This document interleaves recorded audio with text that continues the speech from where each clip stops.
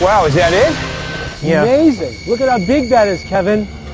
Yeah, that's pretty big.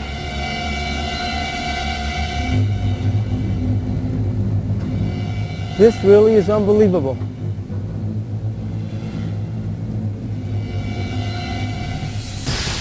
The henge has a diameter of over 100 feet and it's a very strong structure. It doesn't resemble anything like a water tower or cooling tower, support structure for that, for example, because it's plastered and it's painted with the green camouflage paint. One of the other strange facts is that it has a unusually strong reinforcement, which says that there were very strong forces acting on it. So you think some sort of important craft was tested here using the henge as a test rig of some sort? It could have been used for testing the bell, the glocke.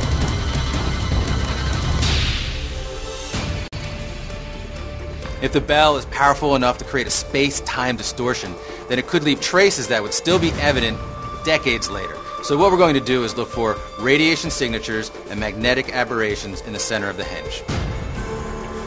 This looks like a good spot. I got something hard. It's a brick.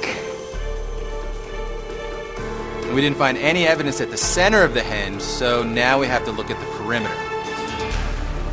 If the Glock really did exist, then if it would have created a large level of radiation, it would have spread from the center all the way to these columns here. And possibly we'd pick something up. But it's been so many years, I'm not surprised that we're not getting any unusual readings at all. The bell utilized some kind of torsion field physics related with gravity, but quantum physics as well. If they're relating gravity to quantum physics, you're talking about time travel. Yes, it was one of the aspects of this device. Igor Witkowski is explaining to us the theories of time travel. Time travel. That's something I've always linked to the existence of UFOs. He's showing us this facility and explaining how the bell could actually disrupt local space-time.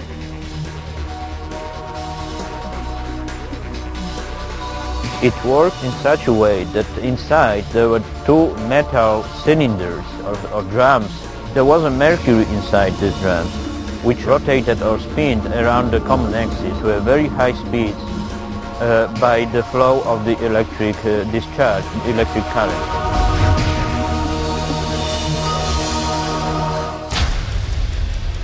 How important do you think this was to the German High Command?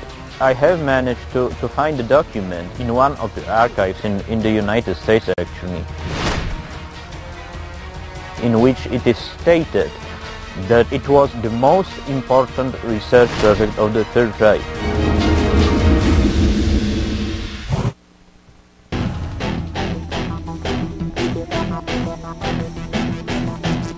All right, guys. Follow me. We're in Poland looking for a connection between UFOs and Nazis, and we found this strange structure that could possibly be used as a UFO test rig. But I think there's a more plausible explanation, and I've found some evidence to back me up. Well, you're taking us to a dump? All right. This is great. This is a good vantage point. Look behind me. Right here. Behold. It's the henge.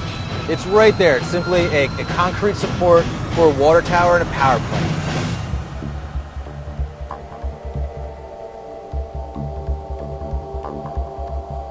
Well, of course they're similar, Kevin. I mean, we're not saying that aliens built the henge. We're not saying that that's some kind of extraterrestrial structure. I mean, both of these were built by humans, so of course they look similar, right? Yeah, and the fact is, it's camouflage. It's supposed to be camouflage. You don't have a top secret weapon to end the war and put a neon sign on it saying top secret weapon to end the war. So if you're going to have a test rig, you disguise it as a water tower. That's what you're saying? Absolutely. You disguise it. You hide it in plain sight.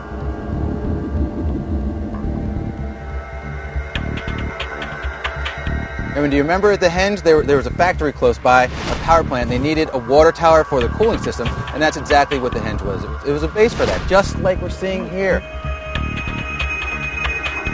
Look guys, it's Occam's razor. Then the theory states that the simplest answer is always the best. And it's clear we have the same thing going on right here. The simple answer is, at the henge there was a factory. It needed a cooling system, a water tower, and the henge is simply the base of a water tower.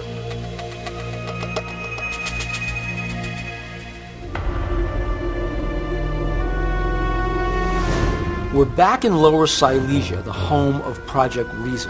We're in the old German town of Bad Salzbrunn, where Igor Witkowski is showing us a sanatorium, and what we find here may well connect the secrets of the bell to the other parts of the Project Riese complex.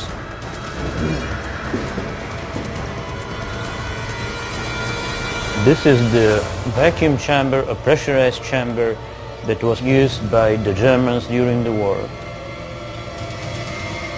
A German scientist, Professor Hubertus Struckhold, who was commanding this place. He was a pioneer of space medicine research. So why was there a space medicine research here at that time, 1940s? We know that he was experimenting here with some kind of simulator of a spacecraft. We know from the testimonies of prisoners of the concentration camp here that Struckhold was carrying experiments on humans. They simulated altitudes up to 40,000 meters to ascertain what altitude can the human body withstand.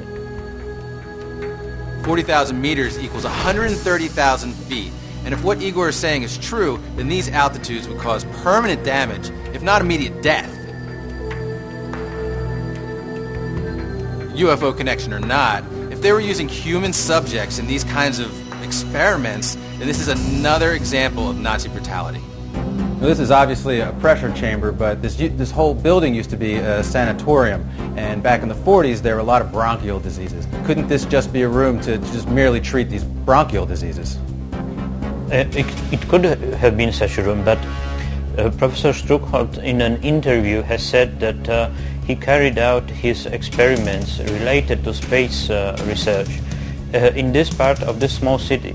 So this is the only place that matches the description. Let me get this straight. Are we saying that this room was part of some kind of training program or testing program to send people on some kind of craft into space?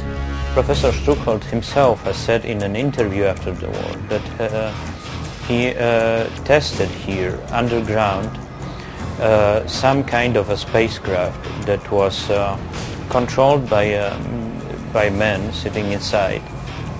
It was something strange, something unconventional, and something that was contribute to the victory of the Third Reich. You're talking the Wunderwaffe. Yes, it would have been the Wunderwaffe, wonder weapon. In looking for the origins of Bill Line's compass, we've checked out leads in Berlin, Peenemünde, and Lower Silesia. Here's what we know. The Nazis may have benefited from extraordinarily unconventional technology. And the bell, die Glocke, fits the description of the Wunderwaffe that the Nazis were developing.